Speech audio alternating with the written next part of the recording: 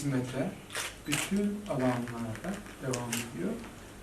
Sadece bu hasta hizmeti değil, burası tıp fakültemizin uygulama çeyrek asırdır ülkemize bu kurum hizmet veriyor. Dünya ölçeğinde üne kavuşmuş bir kurum. Ülkemizin sağlığına çok önemli katkıları şimdiye kadar oldu.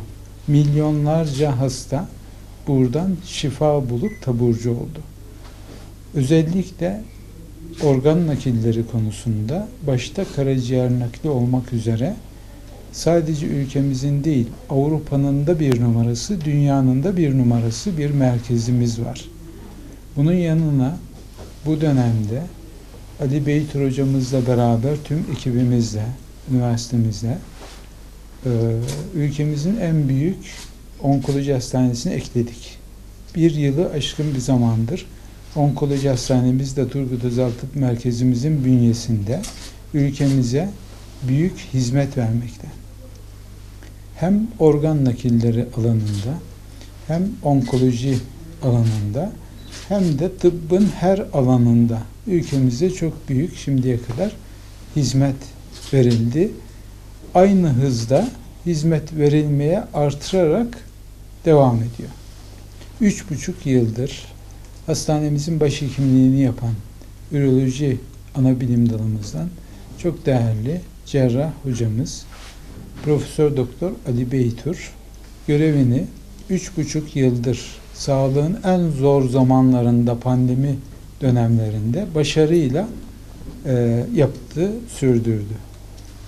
Dün itibariyle Profesör Doktor Ali Beytur hocamız Tıp Fakültesi Dekanımız Mahmut Durmuş Hoca'nın süresinin dolması nedeniyle Tıp Fakültesi Dekanlığına atadık. Dün itibariyle Tıp Fakültemizin dekanı oldu Ali Beytur hocamız. Bu vesileyle 3,5 yıldır hizmet ettiği hastanemizin başhekimliği görevini bugün itibariyle tamamladı. Ben bu üstün başarısı nedeniyle Profesör Doktor Ali Beytur hocamıza çok teşekkür ediyorum. Üstün başarılarının, güzel çalışmalarının, hizmetlerinin Tıp Fakültesi Dekanı olarak aynı minvalde artırarak devam ettirmesini diliyorum. Yeni görevi bugün devralan çok değerli hocamız, Doçent Doktor Adil Başkıran hocamız, uzun süredir başhekim yardımcısı olarak hastanemizin idaresinde farklı alanlarda Ali Beytur hocamızla başhekimlik ekibimizde çalıştı. Hastanemizi iyi biliyor. Kendisi çok iyi bir karaciğer nakli cerrahı, genel cerrah ve alanında çok usta bir cerrah. Dolayısıyla hastanemizin çok marka değeri olan karaciğer nakli ekibimizden birisi ilk defa başhekim oluyor. Ben Adil hocamıza da başhekim yardımcısı olarak yaptığı başarılı çalışmalarından sonra artık hastanemizin liderliğini üstlenmesi nedeniyle kolaylıklar diliyorum, başarılar diliyorum.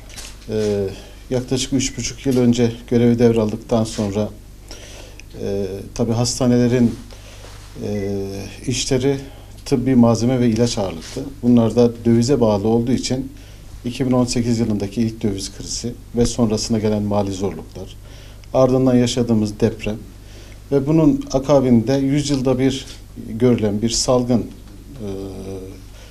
ortamında görevi ifa etmeye çalıştık. Elimizden geleni yaptık. Ama şunu gördük ki Türkiye'de örnek bir il oldu Malatya. Gerek hastanemiz olarak sadece pandemiyle mücadele değil, pandemi dışındaki alanlarda da hizmette hiçbir aksamaya meydan vermedik. Onkoloji hastanemizi, 217 yataklı yeni bir hastanemizi hizmete açtık.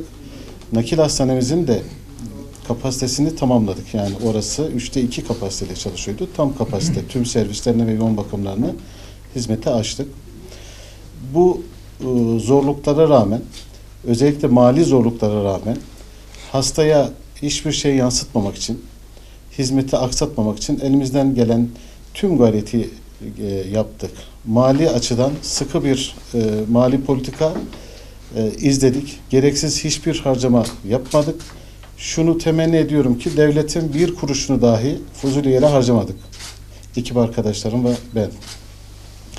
Bundan sonra da değerli kardeşim Adil Başkıran hocamızın gelebilecek zorluklarla başa çıkacağına eminim ve kendisine verilen emaneti layıkıyla tamamını erdirerek başaracağına inanıyorum.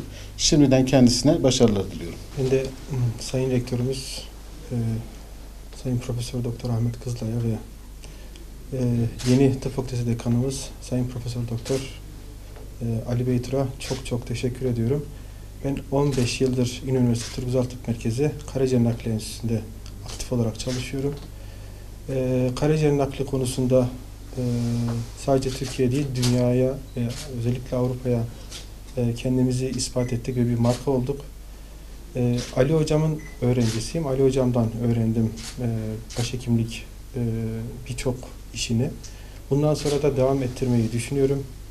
Öncelikle ülkeme, Malatya'ma ve İnönü Üniversitesi Turgut Özal Tıp Merkezi'ne gereken hizmeti fazlasıyla layıkıyla yapacağıma inanıyorum. Teşekkür ediyorum. Karaciğer naklindeki başarıyı burada da göstermeye çalışacağım. Geldiğiniz için teşekkür ediyorum.